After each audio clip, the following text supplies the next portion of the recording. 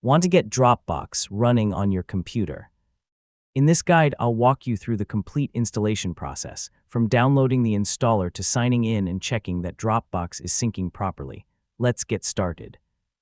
First, open your preferred web browser and visit the official Dropbox website.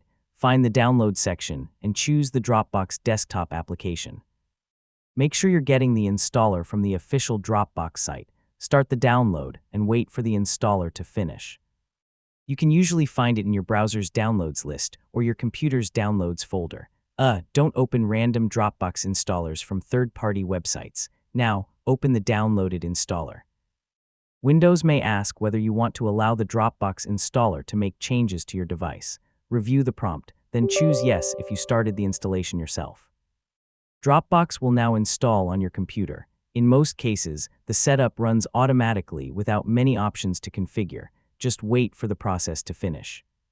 So give it a moment and avoid closing the installer. After installation, Dropbox should open. Sign in using your existing Dropbox account. If you're new to Dropbox, follow the option to create an account and complete the setup before continuing. Once you're signed in, Dropbox will set up its folder on your computer.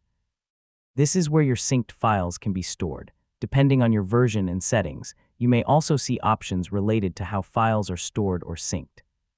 To test the installation, open your Dropbox folder and add a small file. Check the Dropbox icon or file status while it syncs. When the upload finishes, you should be able to find that file in your Dropbox account online, and that's all you need to install Dropbox. You've downloaded the app, completed the setup, signed in, and confirmed that syncing works. Yeah, you're now ready to start managing your files with Dropbox.